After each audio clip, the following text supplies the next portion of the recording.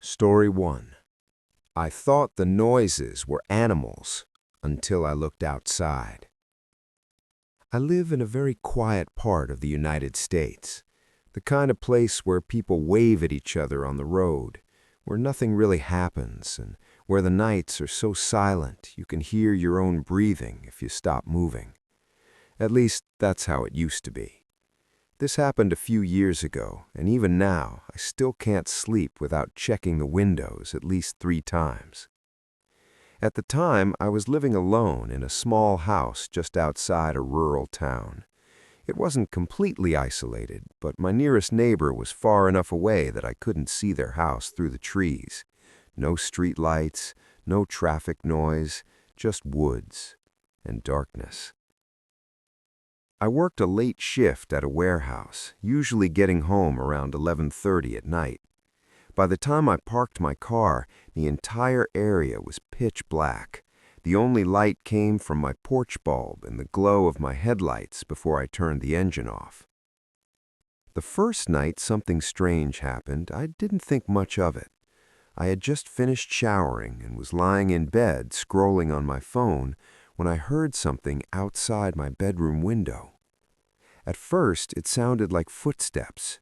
Slow, deliberate footsteps. But I immediately brushed it off. I told myself it was probably a deer or some other animal. That area was full of wildlife, and hearing noises outside at night wasn't unusual. Still, I found myself turning off my phone and listening. The sound stopped. Complete silence. After a few seconds, I laughed quietly to myself, feeling a little embarrassed for getting tense over nothing. I rolled over, turned off the lamp, and went to sleep. The next night, it happened again. Same time, same sound. Footsteps outside my bedroom window. This time, they lasted longer. I lay completely still, my eyes open in the dark, listening as the sound moved slowly along the side of the house. The footsteps weren't heavy, but they weren't light either. Whatever it was, it didn't sound like it had hooves or paws. It sounded like someone walking carefully. I told myself not to overthink it. Rural area, animals, wind, old house settling. Eventually, the sound faded, and once again, I fell asleep. By the third night, I was already expecting it. I turned off the lights and lay in bed staring at the ceiling, waiting. Sure enough, just after midnight, the footsteps came back. This time, they stopped directly outside my bedroom window. I could hear faint movement, shifting weight, a soft scraping sound like something brushing against the side of the house. My heart started pounding. I slowly reached over and grabbed my phone, using the screen's dim glow to check the time, 12:17 a.m. I considered getting up and looking outside, but something deep in my gut told me not to. Instead, I stayed frozen in bed, listening. Minutes passed. The footsteps didn't move away. Eventually, they faded into the distance, heading toward the back of the house. I barely slept that night. The next morning, I checked outside. There were no footprints, no broken branches, nothing out of place. I tried to convince myself that I was imagining things, but that night, when I got home from work, I noticed something that made my stomach drop. My bedroom window was unlocked. I never left it unlocked. I locked every window and door in that house religiously, especially because I lived alone. I remembered checking them just days before. I stood there staring at the latch, my mind racing. Maybe I forgot. That's what I told myself. I locked it, checked every other window, then double-checked the doors. That night, I slept with the lights on. And still, the footsteps came back. This time, they were closer, louder. They didn't circle the house like before. Instead, they walked straight to my bedroom window and stopped. I could hear breathing. At least, I thought I could. a soft, uneven sound, barely audible, mixed with the night air. I pulled the blanket over my head, my heart pounding so hard I thought it might give me away. I didn't move, I didn't breathe loudly, I didn't make a sound. After what felt like an hour, the footsteps slowly walked away. The next day, I called in sick to work. I was exhausted, paranoid, and constantly on edge. Every creak of the house I flinched. That afternoon, I went to a homeware store and bought motion sensor lights and a cheap security camera. I installed the light near my bedroom window and placed the camera facing the side yard. That night, I sat in bed watching the live feed on my phone. Nothing happened. No footsteps, no movement. I almost felt relieved. Almost. The following night, the camera notification woke me up. Motion detected. My heart immediately started racing. I opened the app. At first, I didn't see anything, just the grainy black and white image of my side yard. Then, the figure stepped into view. It was a man. He stood just outside the range of the motion light, partially hidden in the darkness. He wasn't moving. He wasn't looking around. He was staring directly at my bedroom window. I felt a cold wave wash over my entire body. He stood there for at least 2 minutes, completely still, before slowly stepping backward and disappearing into the woods. I called the police. They arrived about 20 minutes later, searched the area, and found nothing. No one, no footprints, no signs of forced entry. They told me it was probably someone passing through the area. Someone passing through at midnight, standing outside my bedroom window. I didn't sleep at all that night. Over the next week, things escalated. The motion sensor light would turn on randomly at night, but the camera never caught anyone. I'd find muddy footprints near the side of the house in the morning. Once I found a cigarette butt beneath my bedroom window. I don't smoke. I called the police again. They increased patrols but told me there wasn't much they could do unless the person was caught in the act. Then came the night I almost didn't make it. I woke up to a sound inside the house, a soft creaking noise, like a floorboard shifting. I sat up in bed, my heart hammering, listening. Another creak, closer. It was coming from the hallway. I reached for my phone and turned on the flashlight, aiming it toward the bedroom door. The handle was slowly turning, just a little, back and forth, testing it. I screamed. The handle snapped back into place, and heavy footsteps ran down the hallway toward the back door. I grabbed my phone and called 911, my hands shaking so badly I could barely hold it. The police arrived within minutes.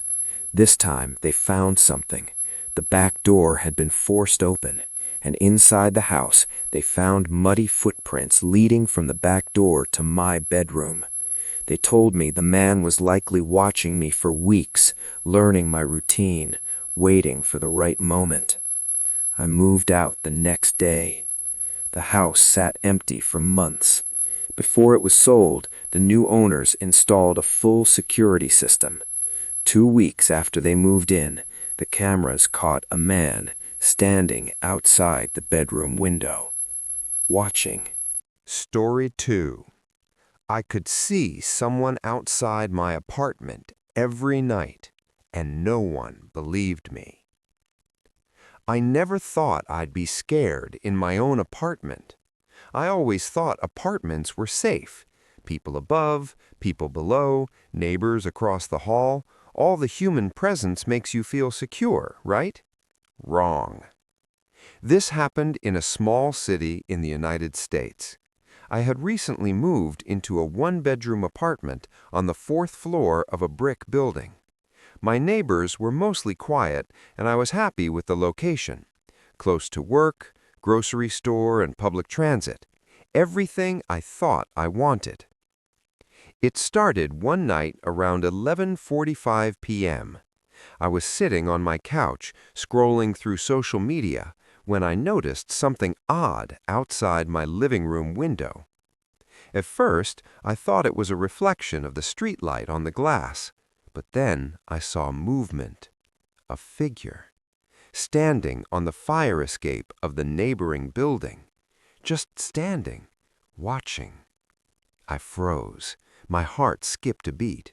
It wasn't just a glance. It felt deliberate, intentional, like the person knew I was there and they were waiting. I quickly pulled the blinds shut. I tried to convince myself it was nothing, maybe a neighbor, maybe someone just smoking outside, but the fire escape was small, narrow. Not many people went out there. That night, I barely slept. Every sound, the hum of the refrigerator, a car passing by, even the creak of the heating pipes made me jump. I kept thinking I could see shadows moving outside my window. The next night, it happened again. Same time, same fire escape, same figure. I didn't dare open the blinds, but I knew it was there, watching, waiting. I told my best friend about it. She suggested calling the police. I laughed nervously. What am I going to say? Someone standing on a fire escape looking at me? She insisted, and after another night of not sleeping, I decided to call. When the officer arrived, I explained everything. He listened politely, took notes, then said, "Ma'am, unless we catch them in the act, there's not much we can do. Fire escapes are public access. Could be anyone." I felt a chill run down my spine. Public access? Anyone? But I knew it wasn't random. It had to be someone watching me. I started taking pictures from my phone, trying to capture the figure on the fire escape. Most nights it was too dark, but one night I managed a blurry photo. A tall man, dark jacket, cap pulled down low, staring at my window. I showed the photo to the police. They shrugged, said it was inconclusive. Could be anyone. Could be a trick of the light.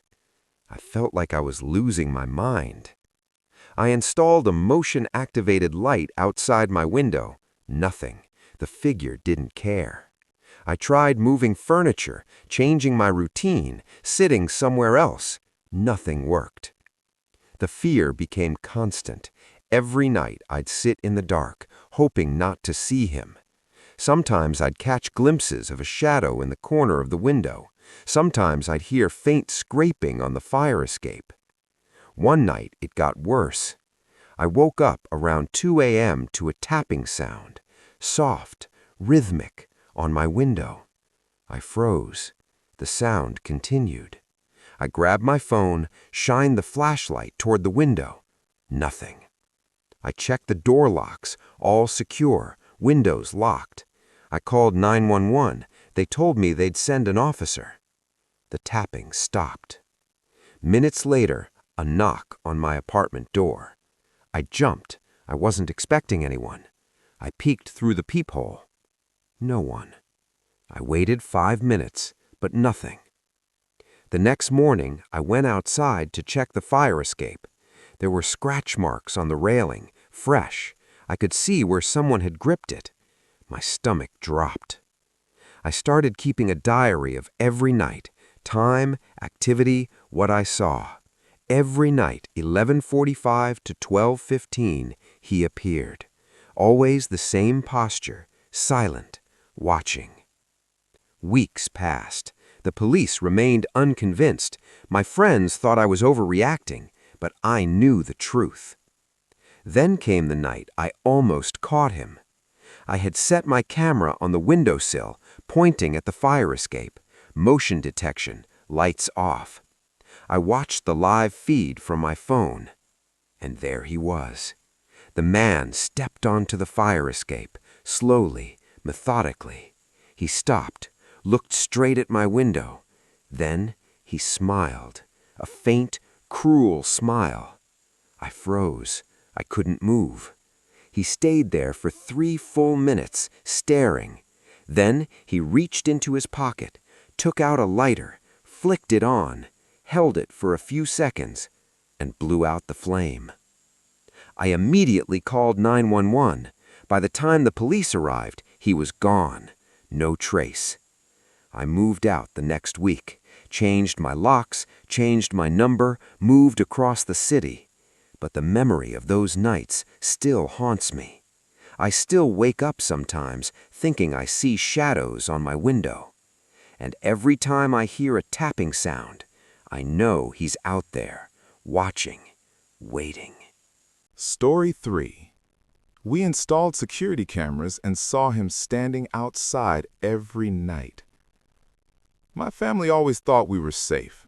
We live in a suburban neighborhood, quiet streets, friendly neighbors, the kind of place where kids ride bikes after school and everyone locks their doors more out of habit than necessity. A few years ago, my wife and I decided to install security cameras around our house. Nothing fancy, just motion sensor cameras that recorded to the cloud. We wanted to feel safe. That was it. At first, everything was normal. Packages delivered, dogs walking by, occasional car driving down the street. Nothing unusual. Then one night, my wife noticed something strange on the live feed from her phone. A figure, standing in the yard. At first, she thought it was a neighbor, but the figure didn't move, just stood there, watching the house. We laughed nervously. Maybe it was someone walking home late. Maybe a prankster. Nothing to worry about. But it kept happening. Every night. Same time, around 1 a.m., same figure. A man. Tall, dark clothing, baseball cap pulled low. Sometimes his face was partially visible in the camera's night vision, pale, expressionless. At first, we tried to rationalize it. Maybe someone lost, maybe someone curious. Then we noticed something worse. He was always in the exact same spot, standing, watching, waiting. We called the police. They asked us to check the cameras. We showed them the recordings. The officers watched silently. Then one said, "He's not doing anything illegal. Unless he enters the house, there's not much we can do." We felt helpless. We tried everything, leaving lights on, motion lights, even setting up additional cameras. He didn't care. One night, we decided to watch the cameras together from the living room. Our kids were asleep upstairs. The figure appeared on the camera. He didn't move. He didn't turn away. He didn't blink. Just stood there. After a few minutes, he slowly raised his hand and pointed directly at the window our daughter slept behind. We froze. I couldn't breathe. My wife whispered, "Call the police." By the time the officers arrived, he was gone. No footprints, no tire tracks, nothing. The next day, we checked the backyard. Nothing unusual, no signs anyone had been there. Then it happened again. Every night, without fail, he returned. Sometimes closer to the house, sometimes farther away, but always there, watching. The worst night came a few weeks later. I was checking the live feed around 1 a.m. when I noticed something different. He wasn't alone. This time, he carried something. A long, thin object. I couldn't tell what it was at first. A stick? A crowbar? Something metallic. He crouched near the side door. Motion lights flashed. His shadow stretched along the house. I called 911 immediately. I could barely speak. My hands were shaking. The dispatcher asked me to stay on the line. The police said they were on their way. I watched the camera feed. He suddenly stood upright, holding the object in one hand, and pointed it directly toward our window. I wanted to run. I wanted to grab my kids and escape. I froze. Then he turned and walked slowly toward the edge of the camera's range, disappeared into the darkness. When the police arrived, they found nothing. No footprints, no disturbance, nothing to indicate anyone had been in the yard. We moved. New house, new neighborhood. We thought it was over. Weeks later, I got an alert from the cloud security system of our old house. Someone accessed the footage, all the old videos, all the nights he stood outside. And then I noticed something that made my blood run cold.